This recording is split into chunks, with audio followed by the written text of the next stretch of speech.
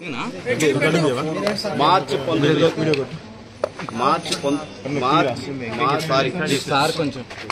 19వ తేదీ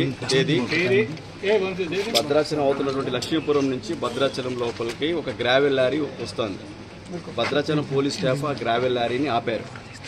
మీకు పర్మిషన్ లేదంటూ ఆపారు. ఆపి ఆ లారీని పోలీస్ స్టేషన్కి తీసుకుని వచ్చారు. భద్రాచలం టౌన్ పోలీస్ స్టేషన్ తీసుకొచ్చారు. తీసుకొచ్చిన తర్వాత నెక్స్ట్ గ్రావెల్ తోలుకునేటటువంటి ఓనర్ కూడా వచ్చారు. వచ్చి సీఏ గారిని కలవడం జరిగింది. సార్ మాది ఇంటి కోసం అది తయారు చేసి తెచ్చుకుంటున్నాం, గ్రావెల్ కమర్షియల్ కాదన్నారు. లారీ ఓనర్ని రమ్మన్నారు. లారీ ఓనర్ కూడా వచ్చారు. ఓనర్ వచ్చిన తర్వాత అతనికి లారీ మీద మీ మీద కేసు పెడతాను, కేసు పెట్టి కేసు రిజిస్టర్ చేస్తామని చెప్పేసి బెదిరించారు. లారీ ఓనర్ మీరు కేసు పెట్టుకోండి అంటే ఈ లోపల గన్మెన్ అయినటువంటి సీఏ గారి గన్మెన్ రామారావు వచ్చి నేను సీఏ గారితో మాట్లాడతాను అని ఒక సీఏ గారితో వెళ్ళి లోపలికి వెళ్ళి మాట్లాడొచ్చిన తర్వాత ఒక 30,000 రూపీస్ డిమాండ్ చేశారు. చేసి 30,000 ఇస్తే నీ లారీ వదిలిపెడతాను ఓనర్ చెప్పగానే కంప్లైంట్ ఇతనికి లారీ ఓనర్ మీరు కేసు పెట్టుకోండి, నా దగ్గర అంత డబ్బులు లేవనగానే లేదు నేను మళ్ళీ కావాలంటే నేను సీఏ గారితో మాట్లాడతాను. మళ్ళీ లోపలికి వెళ్ళి వచ్చి మళ్ళీ దాన్ని 20,000 రూపాయలకి ఇచ్చేశారు.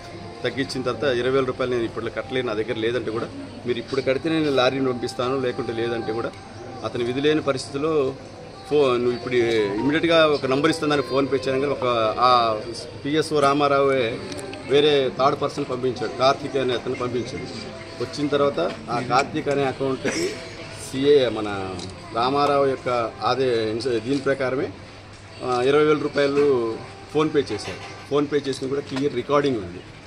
ఫోన్పే చేసిన మరుక్షణమే లారీని రిలీజ్ చేశారు.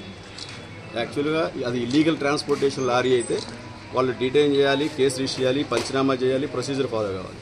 మరి లారీ ఏమైనట్టు? సో నెక్స్ట్ మేము మా ఏసీబీ ఇన్వెస్టిగేషన్ ప్రకారం మీడియేటర్ సమక్షంలో మేము ప్రతిదీ చేస్తాం.